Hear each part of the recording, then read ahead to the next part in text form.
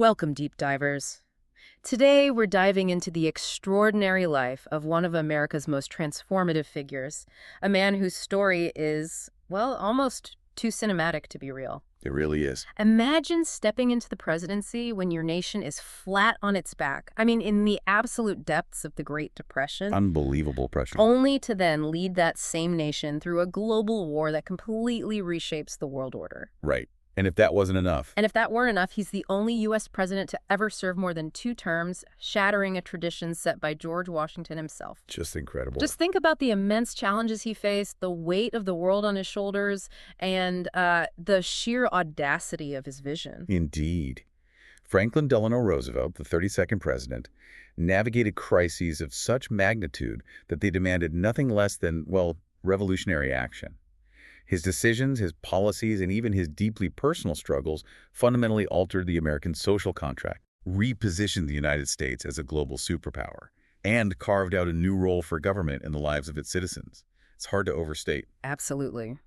Our mission in this deep dive is to journey through FDR's remarkable life, exploring his transformation from, a privileged young man to a pivotal global leader. Quite a journey. We'll unpack the monumental policies he enacted and certainly grapple with the complex, often controversial legacy he left behind.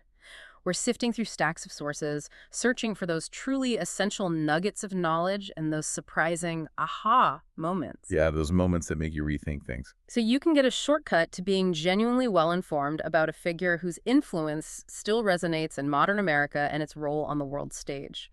Many of the debates he ignited, about government's role, civil liberties, international engagement, they still echo in our conversations today. They really do. Still relevant. So get ready, because this is a story that truly defines a century.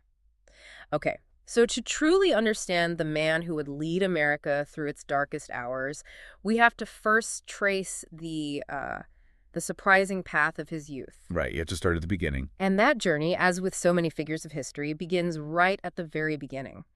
FDR was born January 30th, 1882, into an undeniable world of privilege. Oh, absolutely. Top tier. The Roosevelt and Delano families weren't just wealthy. They were established, deeply rooted in New York society, almost American aristocracy. His father, James Roosevelt I, was 54 when Franklin was born. Which was quite old for the time to have a first son. Yeah, and his mother, Sarah Ann Delano, who was also his 6th cousin, became a truly dominant influence in his early years. That relationship with his mother is key. This isn't just a detail, it's the bedrock of his early life.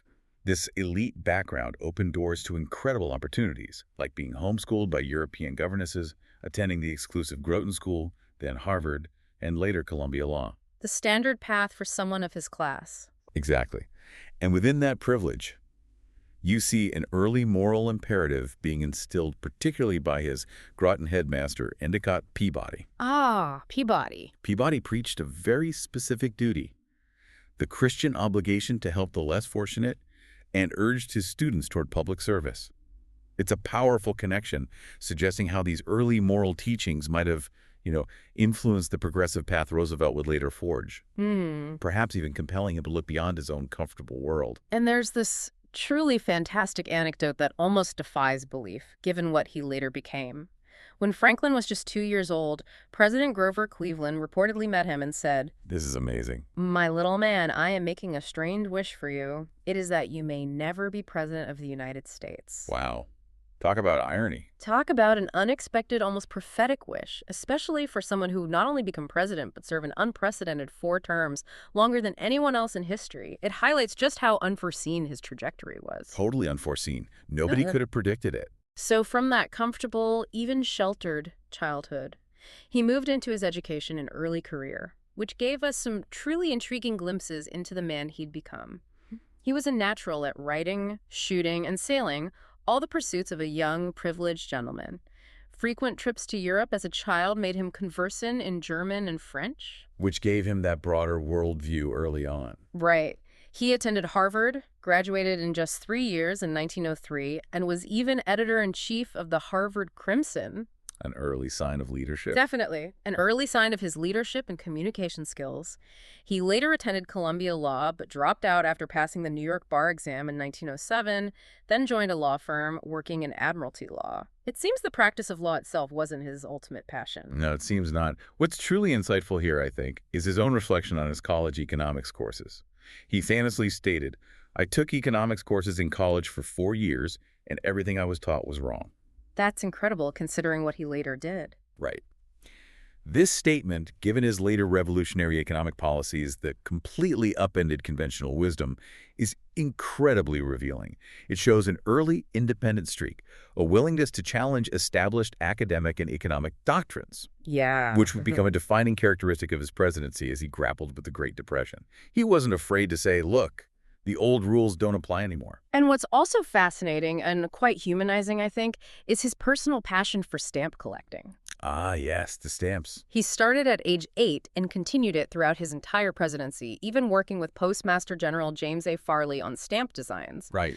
The sources note it gave him solace and kept his mind off his ailments during his idle hours after contracting polio. So this man, shouldering the weight of the Depression and preparing for global war, found his quiet escape in the meticulous order of stamp collecting.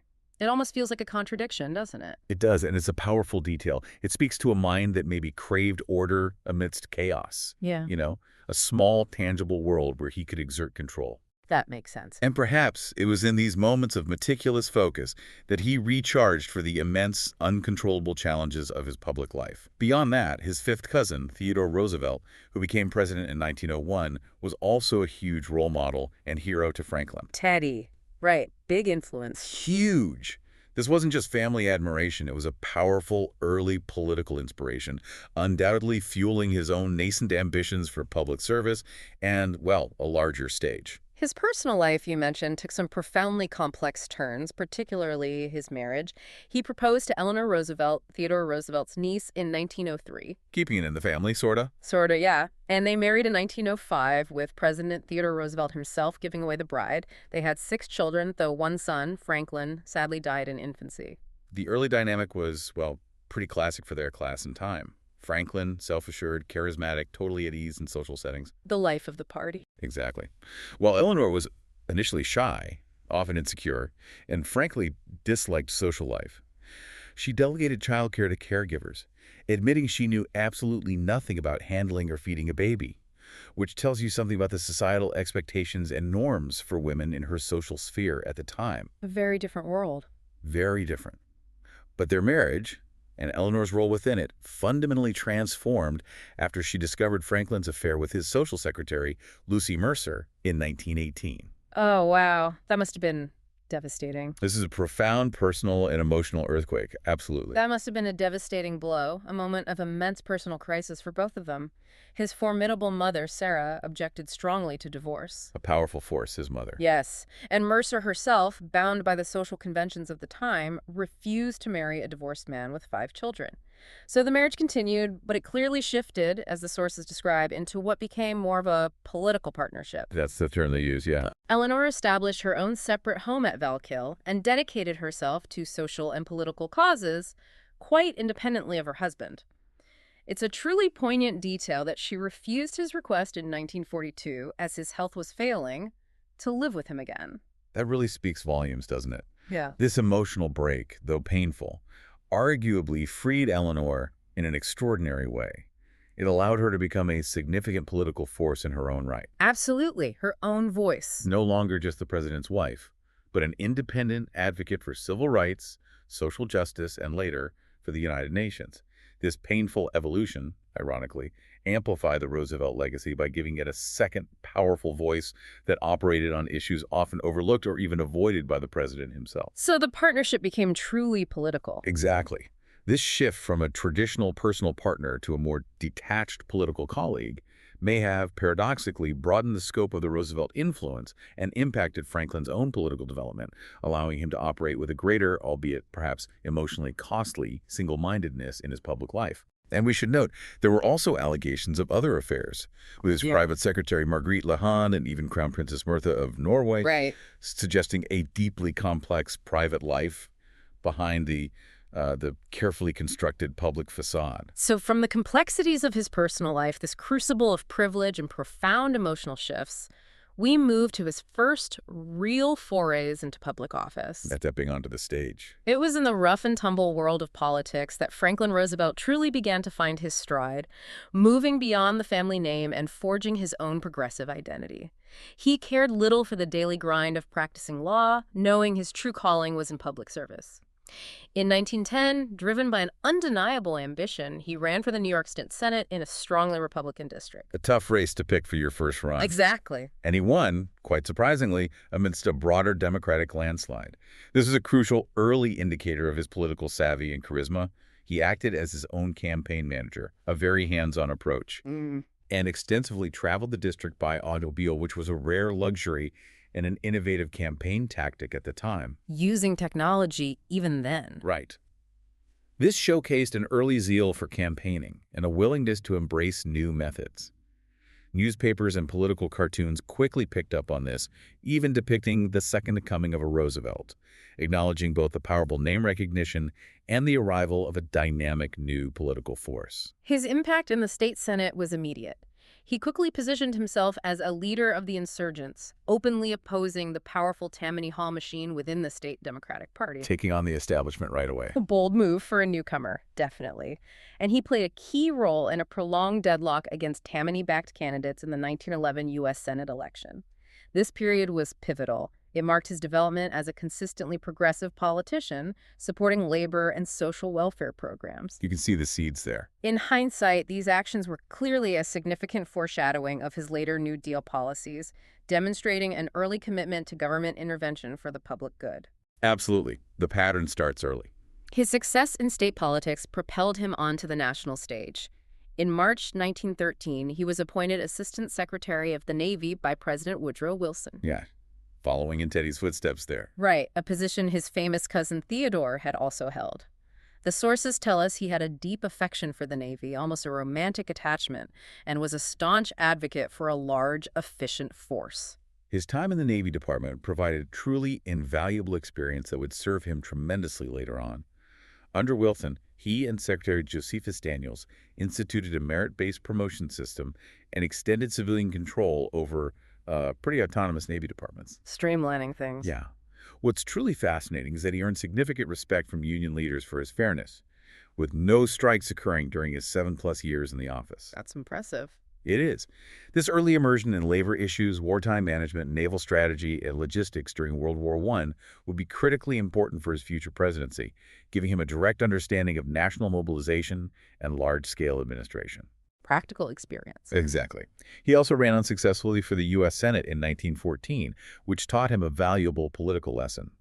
Federal patronage alone couldn't defeat a strong local organization, leading him to later ally with Tammany boss Charles Francis Murphy, showcasing his pragmatism. Learning from mistakes. And there's a truly remarkable moment of foresight during this period. He personally ordered the preservation of the Navy's aviation division against the advice of many older, more conservative officers who simply couldn't conceive of any use the fleet will ever have for aviation. It's incredible, isn't it? Thinking that far ahead. What does that particular decision reveal about his strategic vision at such an early stage? It absolutely is incredible. This willingness to challenge established norms and envision future strategic needs, even against the skepticism of entrenched leadership, was a crucial early indicator of the innovative, often daring traits that would define his presidency. Seeing around corners. Pretty much. He saw the potential where others saw only expense or impossibility. His WWI experiences, including a trip to Europe where he met King George V and various prime ministers despite his relatively junior rank, further honed his burgeoning diplomatic skills and provided a direct, first-hand understanding of international power dynamics. Important exposure. Very. On that same trip, he contracted pandemic influenza with complicating pneumonia, which sidelined him for a month. Wow, another health scare. Yet another significant health challenge he faced early in his career, though this one far less debilitating than what was to come. After years in the Navy Department, Roosevelt took his first shot at truly national elected office, running for vice president in 1920. Aiming high. His initial plan to run with Herbert Hoover fell through when Hoover declared himself a Republican. Interesting what if. Right. But Roosevelt secured the Democratic vice presidential nomination as James M. Cox's running mate. His nomination was a surprise to many, but it was a shrewd political calculation. He balanced the ticket as a moderate, a Wilsonian, and a prohibitionist with a famous name. Covering the bases. He valiantly defended the unpopular Wilson administration and League of Nations, though the Cox-Roosevelt ticket suffered a crushing landslide defeat to Harding and Coolidge, carrying every state outside the Solid South. It was a tough loss, but not without hidden benefits. That's right.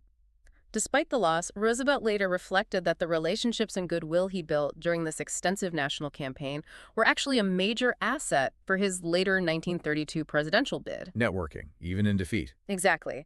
And crucially, this campaign also marked Eleanor Roosevelt's first public participation, establishing her as a valuable political player in her own right, setting the stage for her future independent activism, which we touched on earlier. That 1920 defeat was a setback, yes, a taste of national politics, but it was just a prelude to a far more personal and debilitating challenge, one that would redefine his life and political path in a way no one could have imagined. Here's where we get to a truly pivotal, almost mythic moment in his life. In August 1921, while vacationing with his family at Campobello Island in New Brunswick, Canada, A family retreat. Roosevelt contracted a paralytic illness. He was quickly diagnosed with polio, which left him permanently paralyzed from the waist down. Although a 2003 study later suggested it might have been Guillain-Barré syndrome. There's some debate there. Right, but historians typically stick to the polio diagnosis, given the prevailing understanding at the time. This was a profound personal and professional crisis, existential threat to his political future. His mother, Sarah, immediately and understandably advocated for his retirement from public life. Understandable reaction. Suggesting he live a quiet, dignified life as a country squire. However, Franklin, Eleanor, and his fiercely loyal close advisor, Louis Howe, were all determined that he continue his political career. They wouldn't let him quit. No. Roosevelt understood instinctively that he needed to convince people, and himself, of his physical improvement, seeing it as essential prior to running for office. His political identity was bound up in projecting strength. And the physical efforts he made to achieve this were truly extraordinary, bordering on superhuman. He laboriously taught himself to walk short distances while wearing iron braces on his hips and legs by swiveling his torso while supporting himself with a cane. Incredible determination. Painful, too. Unimaginable. But beyond the personal struggle, there was a meticulous public relations strategy at play.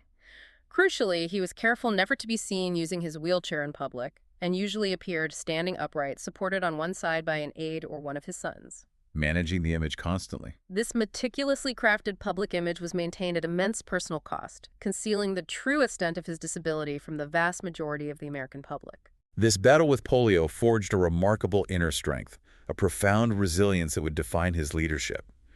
Overcoming such a severe physical challenge undoubtedly hardened his resolve and, perhaps more importantly, deepened his empathy for the suffering of others. You have to think it did. Traits that profoundly influenced his leadership during the Great Depression. His inability to physically traverse the country as easily as before forced him to lean heavily on radio. It forged him into a master communicator. With the fireside chats. Exactly. Creating an intimacy with the American public through his fireside chats that no previous president had achieved. He projected strength and empathy not through his physical presence, but through the power of his voice, making a virtue out of necessity. Turning a weakness into a strength, in a way.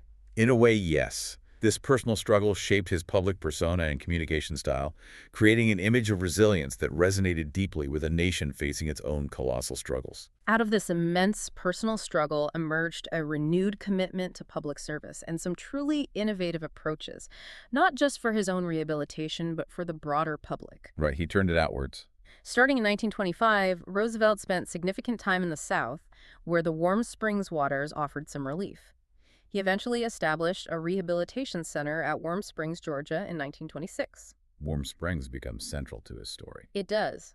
He used most of his inheritance to purchase the Meriwether Inn there and assembled a dedicated staff of physical therapists. Later, in 1938, he founded the National Foundation for Infantile Paralysis, which you might know as the March of Dimes. Which funded Salk and Sabin. Exactly. An organization that played a truly crucial role in the development of polio vaccines. Warm Springs wasn't just a personal retreat for Roosevelt.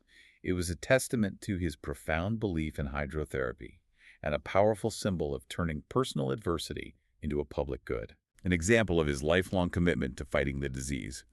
While recovering and rehabilitating, he remained incredibly active in New York politics, meticulously cultivating relationships and endorsing Al Smith's successful 1922 gubernatorial campaign, Keeping his hand in. which demonstrated his continued political relevance despite his illness. He also delivered powerful presidential nominating speeches for Smith at the 1924 and 1928 Democratic National Conventions. The Happy Warrior speech. That's the one. Making highly visible public appearances that marked his formal return to the political stage and proved he could still command an audience. What's also fascinating is that in 1923, even while recuperating from polio, FDR drafted a plan for world peace called a Society of Nations. Thinking globally even then. He even showed a willingness to accept Senator Henry Cabot Lodge's reservations to the League of Nations, indicating a pragmatic approach to international cooperation. Though this plan was never publicly submitted, these ideas would later inform his vision for the United Nations decades later, Laying groundwork. showing a long-term, consistent interest in international cooperation that transcended his personal struggles and domestic political focus. This highlights that even in his deepest personal trials, his strategic mind for global issues was active and far-reaching. His political rehabilitation was complete, not just a physical comeback, but a mental and strategic reorientation.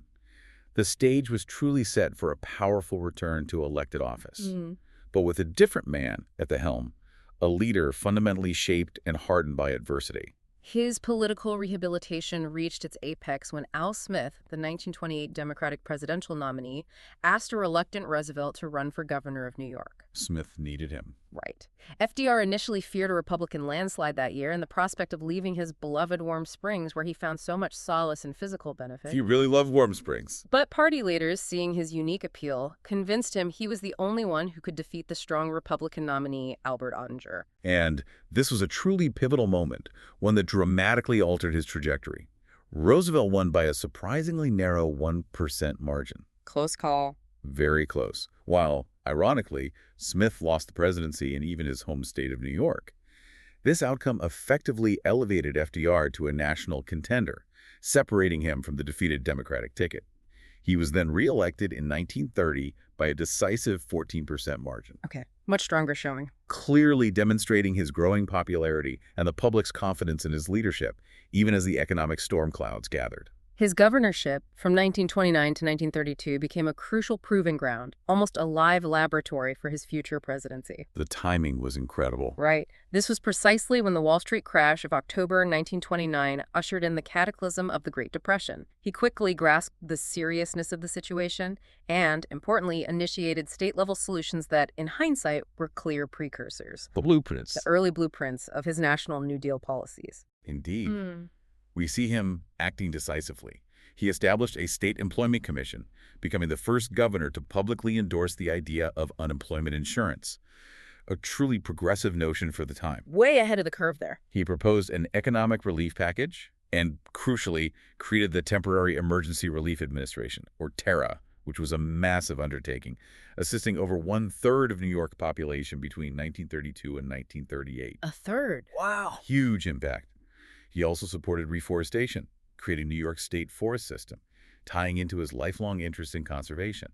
These were not just reactions. They were experiments in using government power to alleviate suffering and stimulate recovery, Trying things out. showing him to be both pragmatic and forward-thinking. And it was during this time that he began his famous fireside chats, a communication innovation that would become legendary. Masterful use of radio. He directly addressed constituents via radio, speaking to them intimately in their homes, often using this direct line to pressure the New York State legislature to advance his agenda. This was a crucial precursor to his powerful and emotionally resonant presidential communication style. Building that trust. Building trust and direct connection with the public. His successful governorship during a burgeoning crisis made him the undeniable frontrunner for the Democratic Party in 1932, facing an even larger national catastrophe. He had demonstrated through action and innovative communication that he could act decisively in a crisis, Proven leadership. a skill the nation desperately needed. He wasn't just a politician. He was becoming the crisis manager America required. As the 1932 election approached, Roosevelt meticulously built what would become known as his brain trust of policy advisors. The academic firepower. Right, primarily consisting of Columbia and Harvard professors, alongside a robust and highly effective campaign team, including close associates Louis Howe and James Farley. His visible and active efforts as governor to address the Depression had clearly made him the undisputed frontrunner for the Democratic nomination. What's truly interesting is that not everyone was convinced of his depth or capabilities at this stage. The influential political commentator Walter Lippmann famously observed, somewhat skeptically. Lippmann was skeptical. Very. He said, "He is a pleasant man who, without any important qualifications for the office, would very much like to be president." Ouch. Underestimated him. Completely. This provides a contrasting perspective on his early reputation, highlighting that his true depth and potential weren't yet apparent to all, even to keen political observers. It shows how much he was underestimated. Despite challenges from Northeastern conservatives within his own party, such as Al Smith. His old mentor, now rival. Right. And powerful figures like John Nance Garner, Roosevelt ultimately secured the nomination on the fourth ballot. This came after a key strategic move, promising Garner the vice presidency.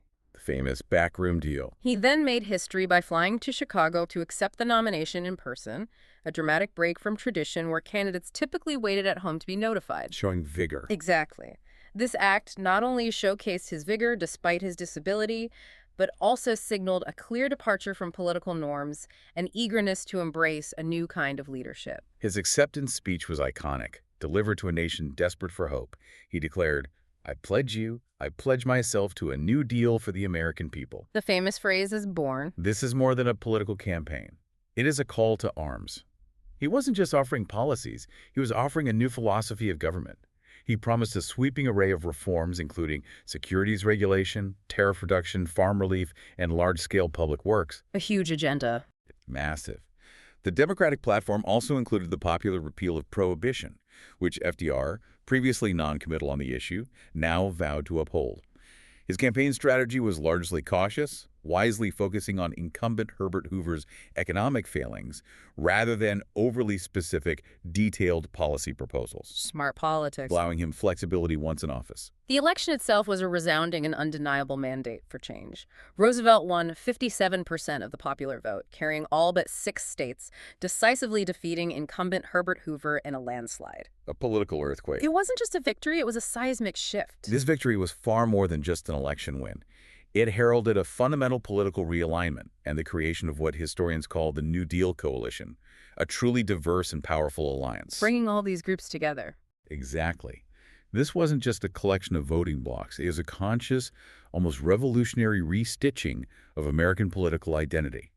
It brought together small farmers, Southern whites, Catholics, big city political machines, labor unions, Northern Black Americans, Jewish communities, intellectuals, and political liberals. A broad church. Very. FDR essentially told these disparate groups, the government is your champion. This fundamentally redefined the role of the federal government in individual lives and forged a bond that would shape progressive politics for generations. Lasting effect. Leading to decades of Democratic dominance in both the presidency and Congress. And it also brought a groundbreaking appointment that signaled a new era. During the transition, FDR appointed Frances Prinkins as Secretary of Labor. Huge step. Making her the first woman to hold a cabinet position in U.S. history. A truly significant moment. However, it wasn't all smooth sailing before he even took office. In February 1933, just weeks before his inauguration. Yeah, this was scary. Roosevelt narrowly escaped an assassination attempt by Giuseppe Zangara, who instead mortally wounded Chicago Mayor Anton Cermak.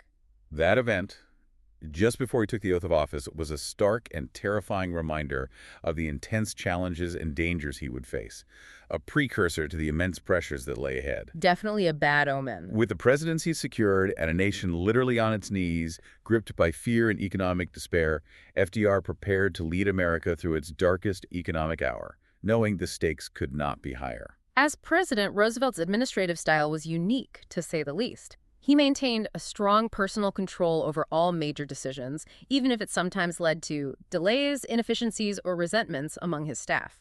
Hands-on doesn't quite cover it. Right. He famously deliberately fostered among his aides a sense of competition and a clash of wills to spur executive energy and sparks of creativity.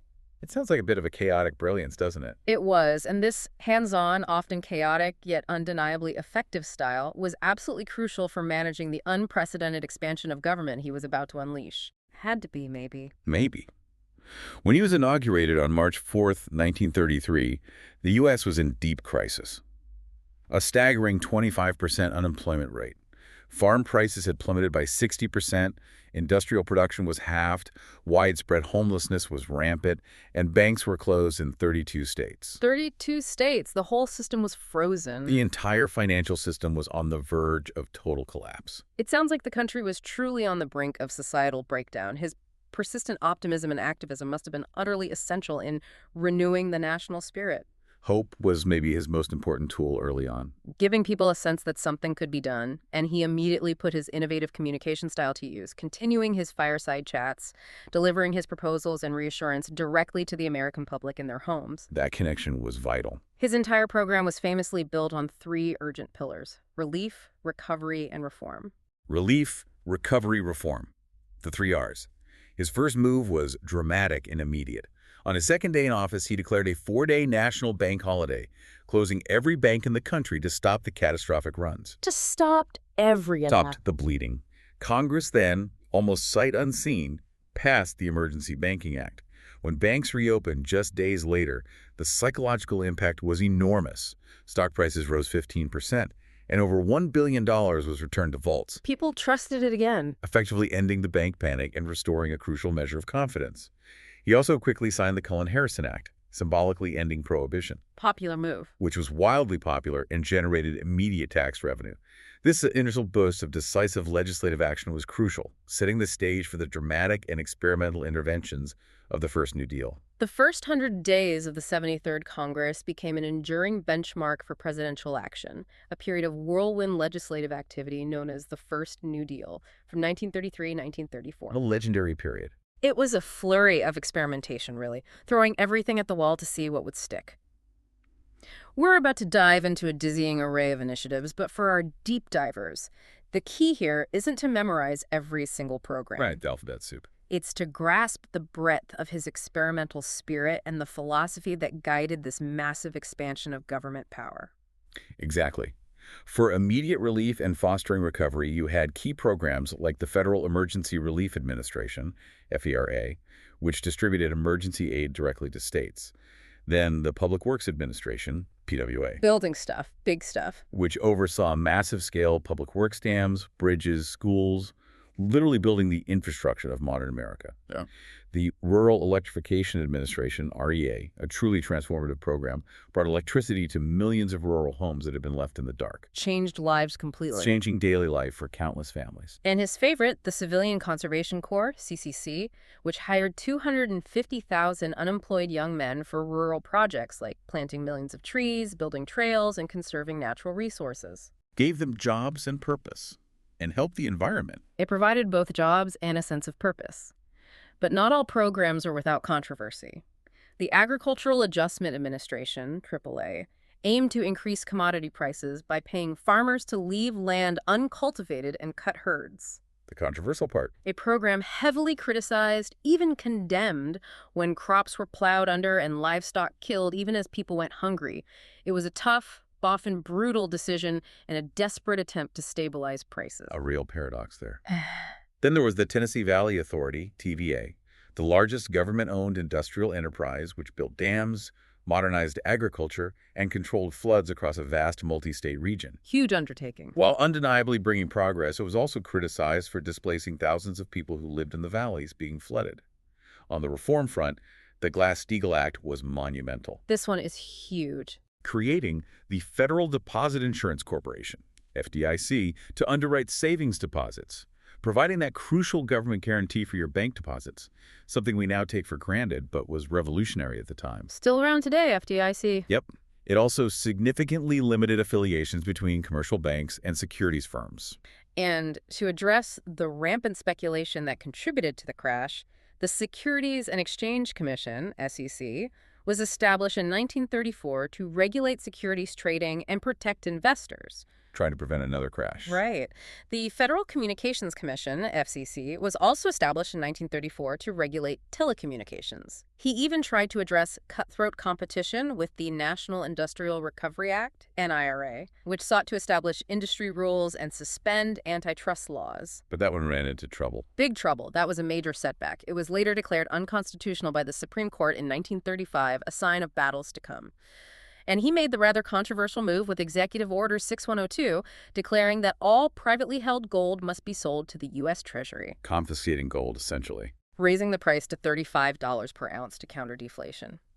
This remains controversial to gold investors even today, who view it as a violation of property rights. Initially, Roosevelt even tried to cut the federal budget, showing a fiscal conservatism not often associated with him. Trying to balance things. Maybe initially, including military spending and a 40% cut in veterans' benefits. But strong protests from veterans groups quickly led to most benefits being restored or increased by 1934. They pushed back hard. Oh yeah. In 1936, the Bonus Act, which provided immediate cash payments to WWI veterans, was passed over his veto, pumping sums equal to 2% of GDP into the struggling economy. So despite his veto, it happened. Yep. These moments highlight the constant push and pull of political forces, even in times of crisis.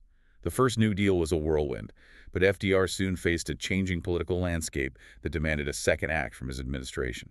The first New Deal was a whirlwind, indeed, a bold and experimental response to an unprecedented crisis.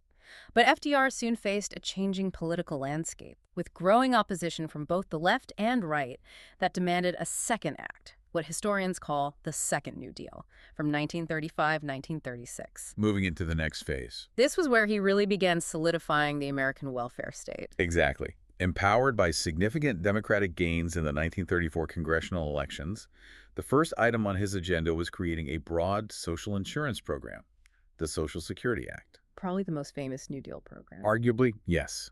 This truly monumental legislation promised economic security for the elderly, the poor, and the sick. Roosevelt famously insisted it be funded by payroll taxes rather than from the general fund, making a very pragmatic strategic calculation. Smart politics again? With those taxes in there, he argued, no damn politician can ever scrap my Social Security program. He understood that giving people a direct stake in it would protect its future. That's a powerful quote, and it speaks to his long-term vision and political acumen. It was conservative compared to the more comprehensive European systems of the time, and it initially excluded farmers and domestic workers. About 40% of the workforce. Big exclusions. Yeah, a huge chunk. But it was undeniably the first time the federal government took responsibility for the economic security of these vulnerable groups, a profound shift in the relationship between citizens and their government. Another major initiative from this period was the Works Progress Administration, WPA, which consolidated various relief organizations and became a truly massive employment program. WPA is everywhere. It employed over 3 million people in its first year, undertaking numerous massive construction projects. Federal courthouses, post offices, national parks, bridges, all across the country. It also established the National Youth Administration and even funded arts organizations like the Federal Writers Project, Supporting artists during the Depression. showcasing a broad and innovative approach to putting people back to work and supporting the cultural life of the nation. Then there was the National Labor Relations Act, or the Wagner Act, which was truly transformative for workers. Huge for unions. It guaranteed workers the right to collective bargaining and established the National Labor Relations Board, NLRB, to enforce these rights. This led to a tremendous growth of membership in the labor unions, fundamentally altering the balance of power between labor and management. A seismic shift. Roosevelt notably refused to intervene in the Flint sit-down strike, a pivotal moment that ultimately led to the unionization of General Motors and its rivals, a testament to his support for organized labor. This period also saw significant opposition. Conservative Democrats, led by his former ally Al Smith, formed the American Liberty League, savagely attacking Roosevelt and equating him with socialism. However, this very rhetoric ironically allowed Roosevelt to isolate his opponents as wealthy vested interests, Turned it back on them. strengthening his own position with the working class and marginalized groups. Biographer James McGregor Burns described Roosevelt's approach as more by pragmatism than ideology, akin to the general of a guerrilla army. constantly adapting and experimenting. I love that description. Roosevelt himself famously captured this experimental spirit, stating, "It is common sense to take a method and try it. If it fails, admit it frankly and try another. But above all, try something." Just keep trying. That encapsulates his willingness to innovate and pivot in the face of unprecedented challenges. These bold initiatives, coupled with his innovative communication and pragmatic leadership, led to another overwhelming electoral mandate in the election of 1936. The voters responded. Despite 8 million still unemployed, economic conditions had undeniably improved since 1932. FDR had lost some business community support due to the more radical nature of programs like the NLRB and the Social Security Act, but he easily won renomination. Crucially, his allies, quote, overcame Southern resistance to abolish the long-established rule that required Democratic presidential candidates to win the votes of 2/3 of the delegates, moving to a simple majority. A huge internal party shift. A massive shift in party power that cemented his control. And the election results were absolutely stunning. He won with an astounding 60.8% of the popular vote, carrying every single state except Maine and Vermont. Maine and Vermont, that's it. That's it. Yeah. The highest proportion of the popular vote at that time, a record later surpassed by Lyndon Johnson in 1964. This election wasn't just a victory. It cemented his New Deal coalition as the dominant force in American politics. Solidified the base. Completely. While some traditional business allies were lost, organized labor and African Americans, among others, became major and enduring Democratic backers. He won overwhelming majorities among Jewish voters, 86%, Catholics, 81%, Union members, 80%, and Northern Black Americans, 76%. Those numbers are incredible. A real coalition. It really was. This election was a powerful affirmation of the New Deal, demonstrating a clear public shift towards government intervention in the economy and solidifying the Democratic Party's new base for decades to come. It was a mandate not just for a president, but for a new vision of America. With such a monumental electoral victory, FDR might have felt an unstoppable mandate. But his greatest domestic challenge wasn't on the campaign trail. It lay just blocks away, within the walls of the Supreme Court. Oh, the court. Which had become a significant obstacle to his vision. That brings us to the pivotal Supreme Court fight and subsequent second-term legislation. The Supreme Court had indeed become a major roadblock, systematically overturning many key New Deal programs, including NRA and parts of the AAA. The 9 old men, as they were called. They were largely upholding what's known as Lochner-era principles. For those of us less steeped in legal history, what exactly does Lochner-era mean in practical terms for the average American back then, and why was it clashing so much with FDR's vision? That's a great question. Essentially, the Lochner era refers to a period where the Supreme Court prioritized individual freedom of contract above almost everything else. Meaning They often struck down laws designed to protect workers, like minimum wage or maximum hour laws, or regulate businesses, or address economic inequality. They saw government intervention in the economy as infringing on personal liberty and property rights. laissez-faire, basically. Very much so. A stark contrast to FDR's belief that government must intervene to protect the common good during a crisis. It was a fundamental ideological clash over the very role of government in a modern industrial society. Okay. So, in response to this judicial resistance, Roosevelt proposed the Judicial Procedures Reform Bill of 1937, infamously known as the Court Packing Plan. A political bombshell. This would have allowed him to appoint an additional justice for each incumbent over 70 who hadn't retired, which would have meant 6 new justices at the time, effectively increasing the court size from 9 to 15. That was a bold, some would say desperate move, and it met intense political opposition from his own party, surprisingly. Even Democrats pushed back. Oh yeah, led by his own Vice President Garner and a bipartisan coalition in Congress.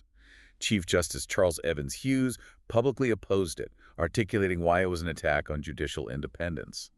The bill ultimately failed after the death of Senate Majority Leader Joseph Taylor Robinson, who had been a key ally. So, a major defeat for FDR. It was a rare but significant political defeat for FDR. While the plan itself failed, it's often argued that it indirectly led to a critical shift in judicial philosophy, famously dubbed the switch in time that saved 9. Right. The court seemed to get the message. Beginning with West Coast Hotel Copiti Parish in 1937, the court began to take a more favorable view of economic regulations, effectively abandoning the strict Lochner-era interpretation. By 1941, through attrition and retirement, Roosevelt appointed 7 of the 9 justices, He remade the court eventually. profoundly reshaping its jurisprudence towards civil liberties and a broader acceptance of government's role in the economy. So while he lost the battle, he arguably won the war for judicial philosophy. You're right, it was a long-term victory. However, even after the court-packing failure, the political climate in Washington had shifted. Conservative Democrats joined with Republicans to block the implementation of further New Deal programs. The coalition started to fray. It did. Still, FDR managed to pass some significant legislation, including the Housing Act of 1937, a second Agricultural Adjustment Act, and crucially, the Fair Labor Standards Act, FLSA, of 1938, often considered the last major piece of New Deal legislation. FLSA still impacts us today. Absolutely. This act was transformative, as it outlawed child labor, established a federal minimum wage, and required overtime pay for many workers, setting crucial standards that still exist today. He also significantly expanded the executive branch, passing the Reorganization Act of 1939, which created the executive office of the president. Making the presidency more powerful institutionally. Exactly. Making it the nerve center of the federal administrative system. Despite these successes, the economy deteriorated again in mid-1937, prompting a new recession, the Roosevelt recession. Yeah, a setback within the Depression. FDR blamed a Capitol strike, ordered an FBI investigation, which found no conspiracy, and asked for $5 billion in relief and public works. His attempts to campaign against conservative Democrats in the 1938 primaries largely failed. Overreached, maybe. Perhaps. And Democrats lost seats in Congress. A conservative coalition of Republicans and Southern Democrats formed, which virtually ended Roosevelt's ability to enact his domestic proposals by 1939. So while he reshaped the judiciary and passed key legislation, his domestic legislative power effectively waned as the decade drew to a close. Interesting timing. And that waning domestic power coincided precisely with global storms beginning to gather. While his domestic legislative agenda stalled, the growing threats in Europe and Asia increasingly consumed his attention, The focus shifts. forcing a pivot from economic crisis to impending global conflict. Speaking of domestic impact, though, his lifelong interest in the environment and conservation left an incredibly impressive legacy, one that's often overshadowed by the Depression and WWII, but is deeply woven into the fabric of America. Very true. A passion project for him. He actively expanded and funded the national park and national forest systems, seeing them as crucial national assets. The CCC alone enrolled 3.4 million young men, building trails, roads, and planting an astonishing 2 billion trees. 2 billion. Amazing. He is widely considered the father of soil conservation for his efforts to combat the devastating Dust Bowl through programs like the Soil Conservation Service. And in terms of broader economic indicators, the New Deal had a significant, if not complete, impact. Government spending rose from 8.0% of GNP in 1932 to 10.2% in 1936. While the national debt remained near 40% of GNP until 1941, the overall GNP was 58% higher in 1940 than in 1932. So real growth happened. Showing substantial growth. Yeah. Unemployment, which was a catastrophic 25% at his inauguration, fell dramatically during Roosevelt's first term, rising in 1938 during that recession, but continually declining thereafter. Total employment grew by a remarkable 18.31 million jobs during his presidency. Huge job growth. Massive. While the New Deal didn't fully end the Depression that would ultimately take the massive mobilization of World War II, it undeniably provided significant relief, restored a sense of hope, and laid crucial groundwork for future economic stability and growth. And his environmental programs, as you noted, had a lasting, tangible impact on the American landscape. So, as his domestic legislative power waned, the world stage was calling, and FDR began to pivot from domestic crisis to global conflict. Let's shift to his foreign policy from 1933 to 1941, tracing his path from isolation to a cautious but determined intervention. A very different challenge. His main foreign policy initiative early on was the Good Neighbor policy, a profound reevaluation of U.S. policy toward Latin America. This was a deliberate effort to reverse decades of American interventionism in the region. Big stick diplomacy was out. He withdrew U.S. forces from Haiti and ended protectorate statuses for Cuba and Panama, making it clear the U.S. would no longer unilaterally intervene in Latin American affairs. A shift in tone. Huge. He formalized this by signing the Montevideo Convention in 1933, renouncing the right to intervention.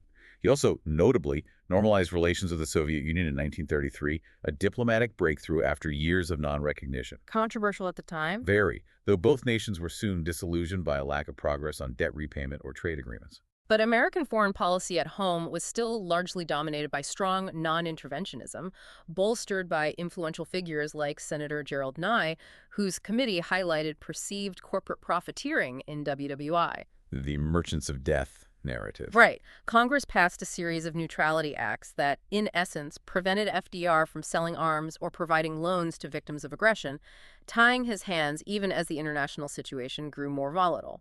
Public opinion was strongly isolationist. Despite his Wilsonian background and belief in collective security, he largely acquiesced to Congress's non-interventionist policies in the early to mid-1930s. However, rising global threats quickly began to change the calculus, making isolationism increasingly difficult to maintain. Fascist Italy invaded Ethiopia in 1935. Nazi Germany and Italy openly supported Franco's fascists in the Spanish Civil War, starting in 1936. He later regretted not helping the Republicans there. He did. And Imperial Japan launched a full-scale invasion of China in 1937. These acts of aggression were undeniable. After Germany annexed Austria in 1938, and the horrors of Kristallnacht unfolded. A turning point for many. American public opinion, albeit slowly, began to turn against Germany and the Axis powers, creating space for FDR to cautiously prepare for war. He began quietly expanding U.S. air power and war production capacity, laying the groundwork. When World War II formally began in September 1939 with Germany's invasion of Poland, FDR immediately sought ways to aid Britain and France, securing cash-and-carry arms sales despite intense isolationist opposition in Congress. Testing the limits of neutrality. He recognized the dire threat. Crucially, he began a regular secret correspondence with Winston Churchill, forging an incredibly close personal relationship that produced 1,700 letters and telegrams over the course of the war. That relationship was fundamental to the Allied victory. This direct line of communication was vital. The fall of France in June 1940, a swift and devastating defeat, dramatically shifted American public opinion, waking many to the imminent danger posed by Nazi Germany. Shockwaves across the Atlantic. Absolutely. In response, FDR appointed interventionist Republicans Henry L. Stimson as Secretary of War and Frank Knox as Secretary of the Navy, signaling a bipartisan approach to preparedness. He initiated the first peacetime draft in U.S. history with the Selective Training and Service Act of 1940. A major step towards mobilization. Huge. He then openly defied the spirit of the Neutrality Acts with the Destroyers for Bases Agreement in September 1940, controversially giving 50 aging destroyers to Britain in exchange for naval base rights. Creative, if controversial. A bold move that circumvented congressional opposition. And then, extending Lend-Lease to the Soviet Union after Germany's 1941 invasion, FDR incrementally but definitively committed the U.S. to all aid short of war. He understood that American security was directly linked to the survival of its allies. And in August 1941, in a secret meeting off the coast of Newfoundland, FDR and Churchill drafted the Atlantic Charter, defining the war aims. A pivotal document outlining their shared global wartime and post-war goals, effectively laying the moral foundation for the Allied cause. This was the first of their 11 in-person meetings. Setting the stage for the post-war world. After a German submarine fired on the U.S. destroyer USS Greer in September 1941, FDR declared that the Navy would now escort Allied convoys and fire on German ships on sight. Shoot on sight policy. Undeclared naval war in the Atlantic.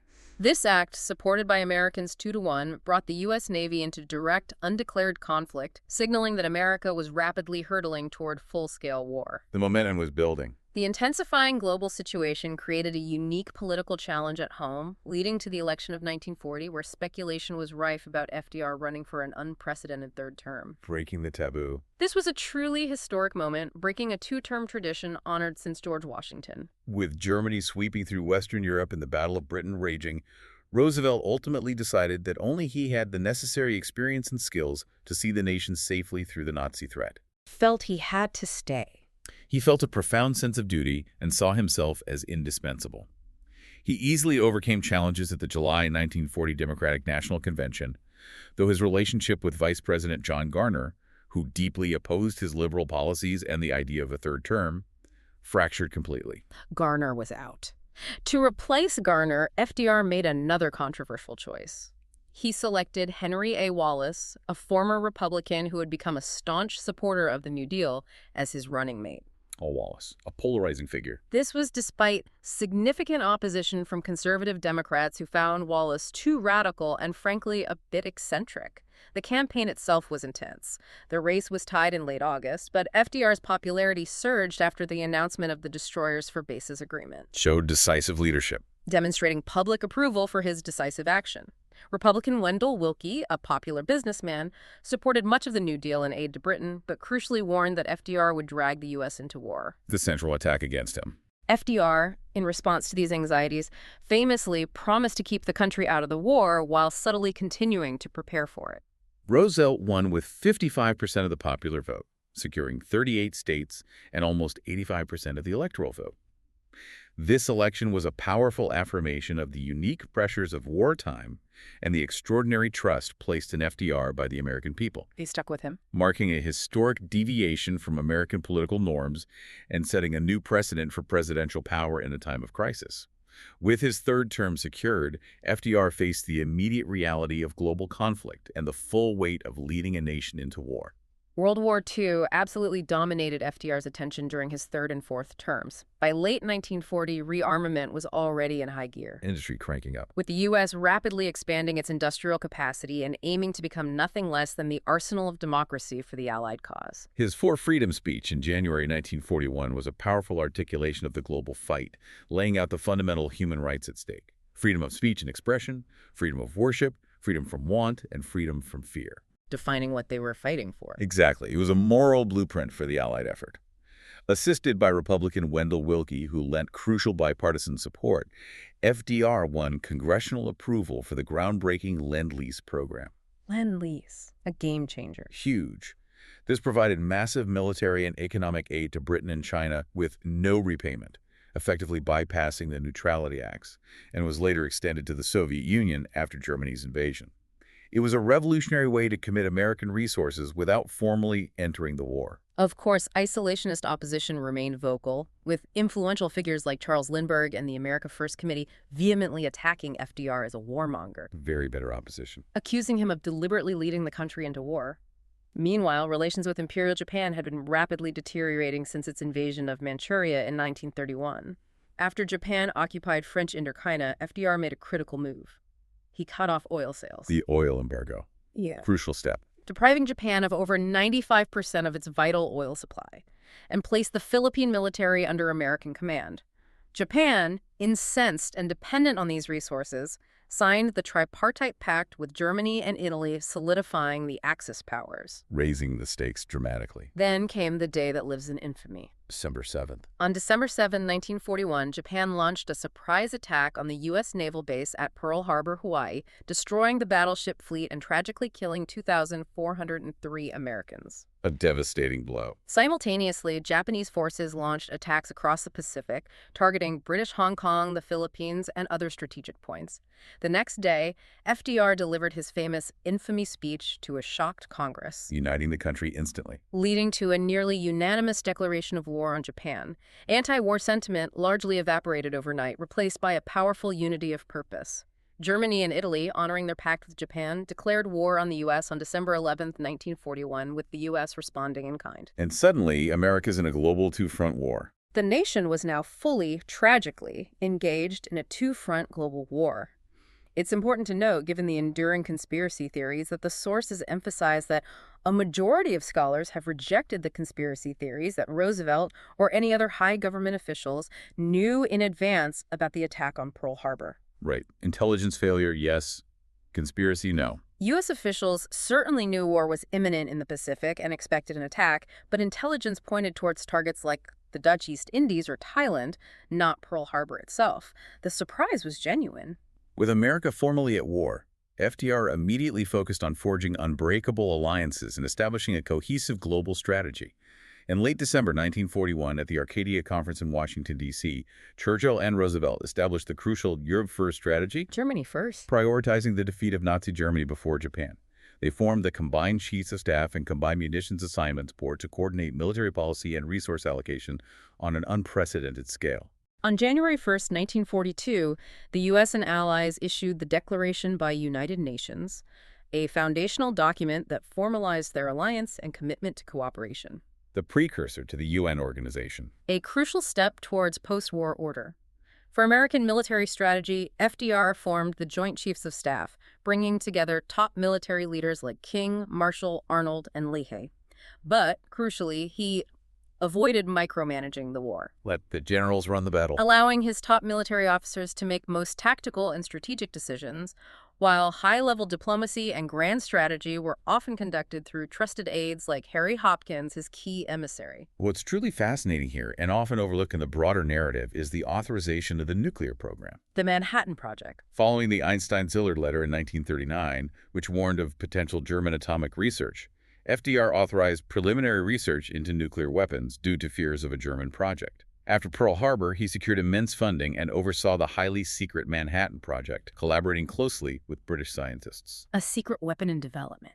This was a gamble on the future, with stakes almost unimaginable. He also coined the term four policemen for the Big Four allies, the US, UK, Soviet Union, and China, envisioning them as the guarantors of post-war peace. His vision for post-war security. At the Tehran Conference in November 1943, FDR met Stalin for the first time, a crucial face-to-face encounter. The big three together. There, the US and UK committed to a 1944 second front against Germany in Western Europe, and Stalin committed, somewhat vaguely, to entering the war against Japan at an unspecified date after Germany's defeat. Later, the Bretton Woods Conference in 1944 laid the groundwork for the post-war international monetary system. IMF, World Bank. Exactly.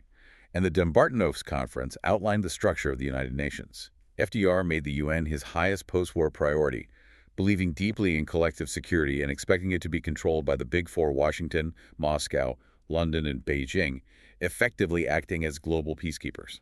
Then, at the Yalta Conference in February 1945, with the war in Europe nearing its end, FDR's primary focus was on securing Stalin's unequivocal commitment to enter the war against Japan. He needed the Soviets against Japan. U.S. military planners estimated that an invasion of Japan could cost a staggering 1 million American casualties, and Soviet entry was seen as essential to reduce that horrific toll. In return, the Soviet Union was promised control of certain Asian territories. Controversial concessions. Very. The Big Three also agreed on a UN conference to draft its charter and on the structure of the UN Security Council. They issued a declaration on liberated Europe, promising free elections in German-occupied countries, and agreed that Germany would be jointly occupied by the Allied powers. Though FDR and Churchill resisted Soviet pressure for huge reparations and deindustrialization of Germany. The Yalta Conference remains one of the most controversial decisions of his presidency. Critics argue he naively trusted the Soviet Union, sacrificing Eastern Europe to Soviet domination. The Yalta sellout argument. However, supporters contend there was little more that Roosevelt could have done, given the reality of Soviet occupation of much of Eastern Europe and the crucial need for Soviet cooperation against Japan. It was a deal made under immense pressure and uncertainty. A tough situation with no easy answers. In March 1945, FDR, sensing a shift, sent strongly worded messages to Stalin accusing him of breaking his Yalta commitments regarding Eastern Europe, and expressed bitter resentment at accusations of Western plotting against the Soviets. So the cracks were already showing. It was clear the alliance, though victorious, was already fraying. These immense diplomatic efforts shaped the world stage, while simultaneously the brutal war raged on multiple fronts. In the European theater, the Allies launched their first major offensive with the invasion of French North Africa in November 1942, codenamed Operation Torch. Getting American troops into the fight against Germany. At the Casablanca Conference in January 1943, FDR and Churchill declared the policy of unconditional surrender for the Axis powers, a statement that would reverberate throughout the rest of the war. The tide began to turn with the decisive Soviet victory at Stalingrad in February 1943 and the complete Allied victory in North Africa in May 1943. Following this, the Allies invaded Sicily in July 1943 and then mainland Italy in September. The soft underbelly Turned out to be not so soft, where fighting would continue grindingly until 1945. These campaigns were crucial for tying up Axis forces and gaining a foothold in southern Europe. But the truly decisive moment, the hinge of fate, was D-Day, Operation Overlord, on June 6, 1944. The beginning of the end in Europe. Commanded by General Dwight D. Eisenhower, this audacious invasion saw the landing of hundreds of thousands of Allied troops on the beaches of Normandy, France, supported by 12,000 aircraft and the largest naval force ever assembled. An incredible feat of logistics and bravery. This monumental effort established a beachhead, leading to the liberation of France and the steady advance towards Germany. FDR formally recognized Charles de Gaulle's provisional government, underscoring the political dimension of the military advance. By April 1945, Allied forces invaded Germany from the west, with Nazi resistance crumbling under the combined pressure of East and West. The Pacific Theater, Japan's early conquests, sweeping across the Philippines and Southeast Asia, were eventually halted by the decisive U.S. Navy victory at the Battle of Midway in June 1942. Midway. Crucial naval victory. A critical turning point that blunted Japan's offensive capability. The Allies then adopted the island hopping or leapfrogging strategy, where American and Australian forces bypassed heavily fortified islands to capture strategically important bases, bringing strategic air power to bear on Japan. Closing in on the home islands. Notably, FDR always insisted on Germany first, despite intense public and congressional demands to focus resources on Japan. Understanding the greater existential threat posed by Nazi Germany, the Battle of Leyte Gulf in October 1944 decimated the Japanese Navy, and by April 1945, the Allies had recaptured much of the territory lost in the early days of the war, bringing them to Japan's doorstep. The immense sacrifices on the battlefield were mirrored by profound changes and challenges on the home front. World War II spurred an economic boom of unprecedented scale, finally ending the Great Depression. Full employment, finally. Unemployment plummeted from 7.7 million in the spring of 1940 to a mere 1.5 million by the fall of 1942, as factories roared to life. This massive mobilization spurred the second wave of the Great Migration, as African Americans and rural populations moved in huge numbers to manufacturing centers, particularly on the West Coast. Changing the face of American cities. For high-paying defense jobs, fundamentally reshaping American demographics and society. Financing this war was another enormous challenge. FDR controversially proposed a 99.5% income tax rate on income over $100,000, though it failed to pass Congress. Almost 100%. He then issued an executive order for a 100% tax on income over $25,000, which Congress promptly rescinded, highlighting the limits of even presidential wartime power. However, the Revenue Act of 1942 dramatically increased taxes, instituting top tax rates as high as 94%. Still incredibly high. And, notably, the first federal withholding tax, meaning taxes were taken directly from paychecks. This radically reshaped the tax system. The U.S. production capacity during the war was simply staggering. For example, in 1944, it produced more military aircraft than Germany, Japan, Britain, and the Soviet Union combined. Just unbelievable output. The White House also became the ultimate site for labor mediation to prevent strikes that could cripple war production. In 1943, FDR established the Office of War Mobilization, led by James F. Burns, who became so powerful he was known as the Assistant President. Running the home front. Pretty much. In his influential 1944 State of the Union address, FDR advocated for what he called a Second Bill of Rights, a vision of basic economic rights. Expanding the definition of rights. Including adequate medical care, a good education, a decent home, and a useful and remunerative job.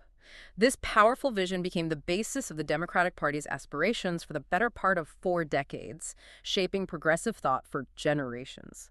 He also proposed the GI Bill. Transformative legislation. Signed into law in June 1944, a truly massive benefits program for returning soldiers offering education, medical care, unemployment insurance, and low-cost loans.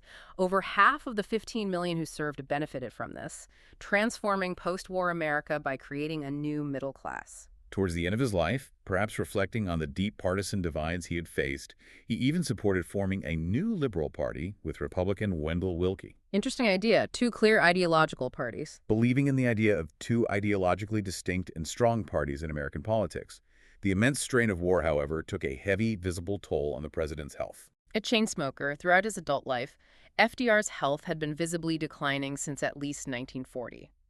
In March 1944, at the height of the war, he was diagnosed with hypertension, atherosclerosis, coronary artery disease, and congestive heart failure. A devastating diagnosis. Despite this grim diagnosis, his personal physician, fearing public alarm, denied several times that Roosevelt's health was poor, a significant cover-up. FDR himself, however, realized his declining health might force him to resign after the war. Despite his failing health in the 1944 election, Democrats easily renominated him for an unprecedented fourth term. Party leaders, concerned about Vice President Wallace's perceived eccentricity and electoral liability, convinced FDR to drop him for Senator Harry S. Truman. Truman gets the nod. Who had heard renowned investigating war production inefficiency. Truman was a safe, centrist choice. The campaign itself was intense, with Republican Thomas E. Dewey attacking FDR as a tired old man surrounded by tired old men in his cabinet. Age and health became the issue. FDR, visibly haggard from the strains of war and illness, responded with characteristic fight. He displayed enough passion to allay most concerns, and, in a powerful rhetorical flourish, urged voters not to change horses in midstream while crossing a global torrent. Roosevelt and Truman won with 53.4% of the popular vote and a decisive 432 electoral votes. His victory, in the midst of a world war, symbolized support for the nation's future participation in the international community and was a mandate for his vision of post-war global leadership. Another victory. But tragically, despite this fourth victory, the end was very near. Returning from the Yalta Conference in February 1945, everyone who saw him was shocked to see how old, thin, and frail he looked. The photos from Yalta are startling. He even spoke to Congress while seated, an unprecedented concession to his physical incapacity that signaled to the attentive how truly ill he was. On April 12, 1945, while recuperating at Warm Springs, Georgia, he suffered a massive intracerebral hemorrhage and died at age 63. Just suddenly gone. His death was met with shock and grief across the world, a sudden, profound loss. Germany, perhaps fittingly, surrendered during the Allied mourning period, and Harry Truman, his stunned successor, dedicated Victory in Europe Day and its celebrations to Roosevelt's memory, acknowledging the immense debt the nation owed its fallen leader. The extent of his declining physical health and his constant use of a wheelchair had been meticulously kept secret from the public, a carefully managed image of strength. An incredible feat of stage management, really. The scholarly book The Dying President later controversially argues he was too sick to have remained in office, potentially leading to critical foreign policy mistakes, and, perhaps most tragically, a failure to prepare Vice President Harry S. Truman for the immense responsibilities he would suddenly inherit. A huge question mark over those final months. Despite this, he focused his remaining energy, almost single-mindedly, on ensuring the creation of the United Nations. His final priority. A testament to his enduring belief in a peaceful, collaborative world. The impact of his life, presidency, and death continues to be assessed and debated, a profound and complex chapter in American and global history. Roosevelt is widely considered to be one of the most important figures in U.S. history and among the most influential figures of the 20th century. Historians consistently rank him among the three greatest American presidents, often alongside Washington and Lincoln. Top tier, absolutely. A truly elite group. As biographer Gene Edward Smith powerfully put it, he lifted himself from a wheelchair to lift the nation from its knees. Great line. It really encapsulates his personal triumph and his national leadership. He became a favorite of blue-collar workers, labor unions, and ethnic minorities, forging new political identities. His rapid expansion of government redefined the role of government in the United States, Fundamentally changed things. establishing it as an active force for social welfare and economic stability. He also firmly established U.S. leadership on the world stage and permanently increased the power of the president at the expense of Congress, setting a new standard for executive authority in times of crisis.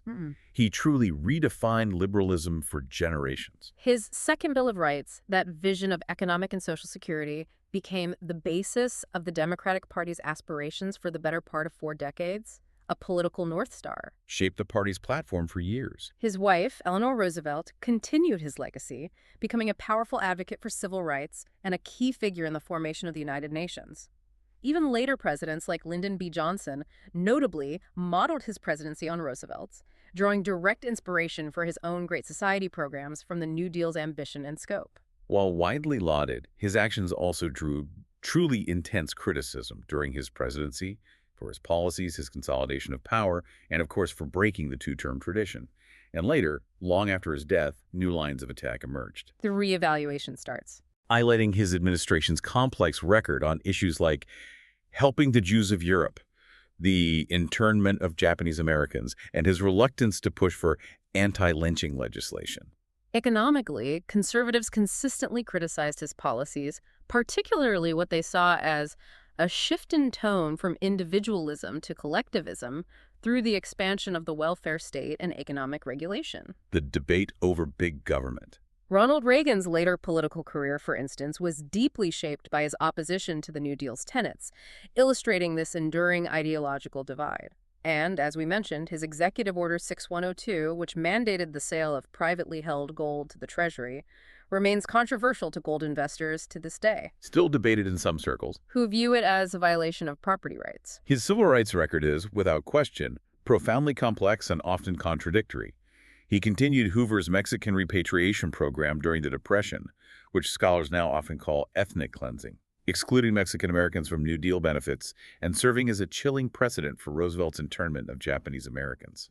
That's a harsh assessment. It is. Despite appeals from the NAACP and even his own Vice President Garner, Roosevelt stopped short of joining NAACP leaders in pushing for federal anti-lynching legislation, fearing alienation of powerful Southern congressmen, The political calculation. which was a deeply pragmatic but morally difficult political calculation.